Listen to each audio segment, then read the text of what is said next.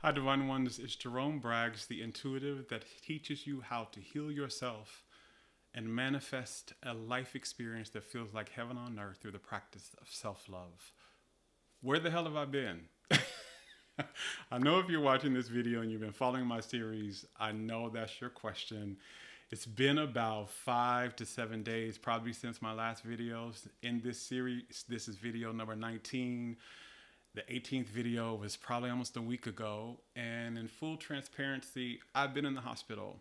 About a week ago, I checked into the hospital with what I found out was a kidney infection and a urinary tract infection that had gotten pretty painful.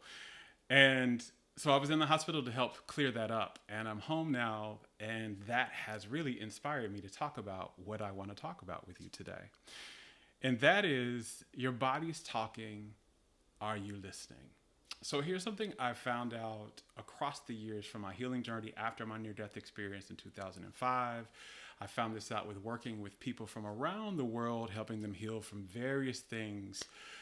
Our body is always talking to us, but it is up to us to listen to what they have to say.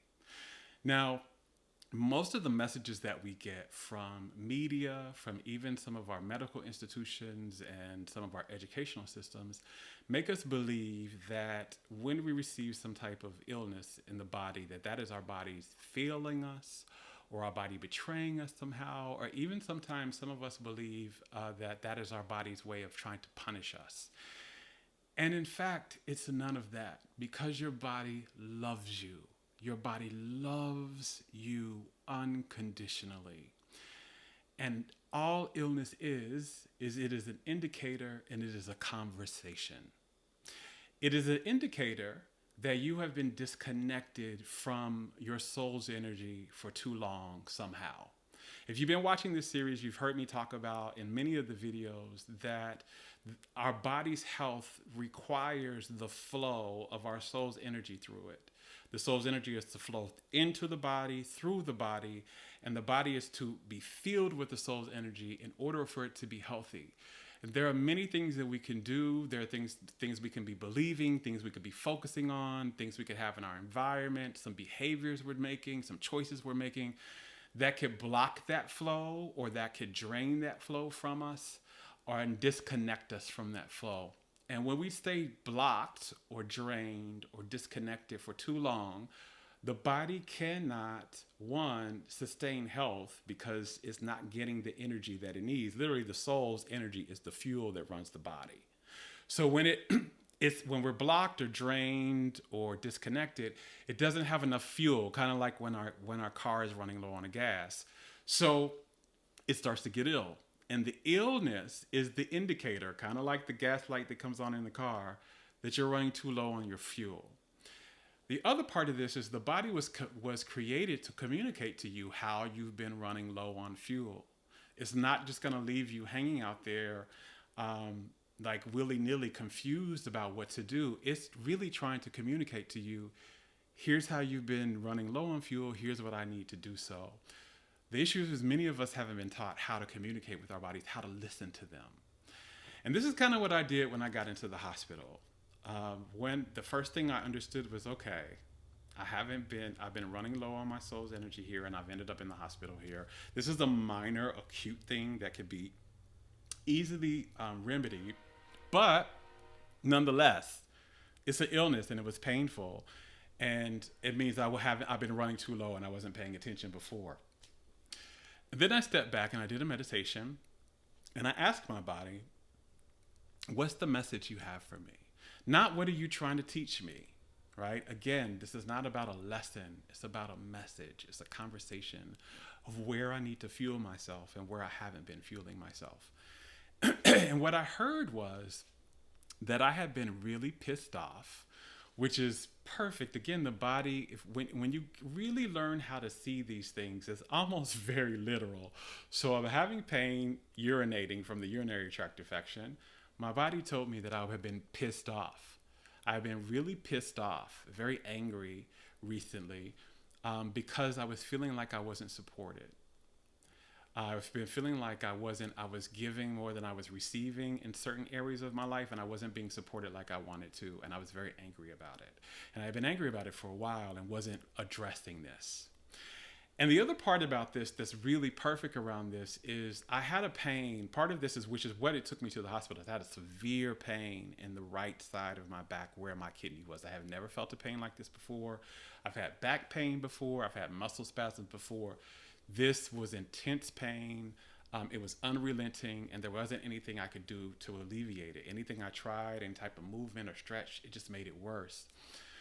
Well, the back, anything in the back actually, usually especially in the back, is about support. Our back represents how well we are supported and how well we stand and how well we're held in the world. And so when we have issues in our back, it's usually about not feeling supported.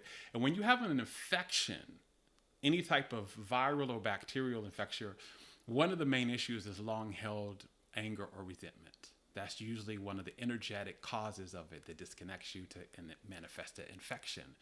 So this was perfect. Okay, I got pain in my lower back, and I've got this infection. I've got long-held anger, and I'm not feeling supported. And that had been disconnecting me from my soul's energy, because my soul's energy feels like being held.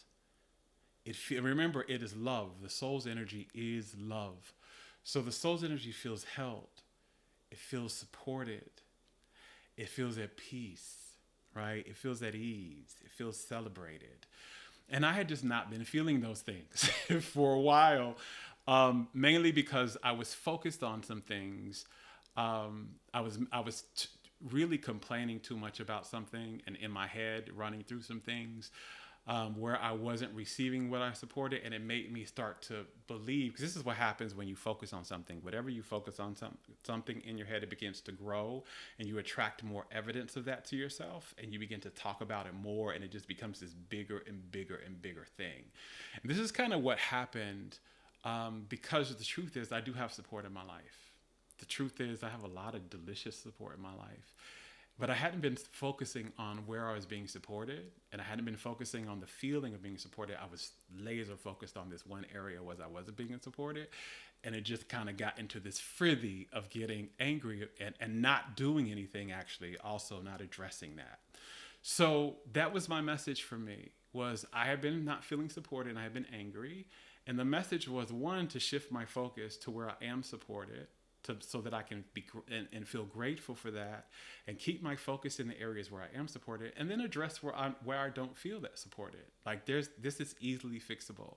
All I have to do is speak up about it. All I have to do is ask for it. And there may be some I may have to pay for some support, and that's fine. I can do that, but this is something that can change. I just hadn't been addressing it.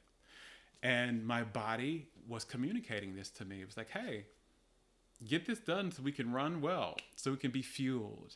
And this is kind of what illness does. This is exactly what illness shows up. It's an indicator and a conversation. It is an indicator, again, that you're disconnected from your soul's energy for too long, somehow. You're running low on the fuel of your soul. And you need to make a positive change, so that you need to stop what you're doing and make a positive change so that you could fuel yourself with your soul's energy. And by the way, the medicine is not going to do that. The soul's purpose for medicine is to give you time. Yes, the medicine can be a support system. Yes, the medicine can even give you temporary fixes for something. But if you don't address the soul message, this situation is going to come back.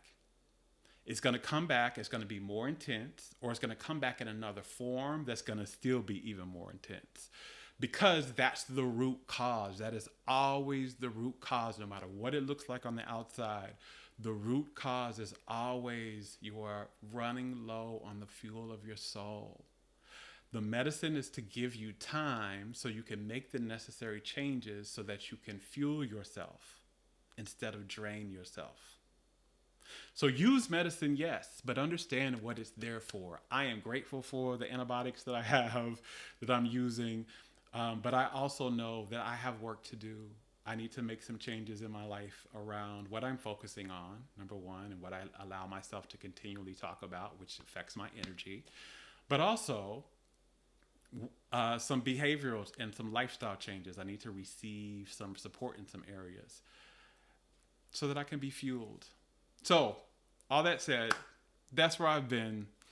I am doing a lot better.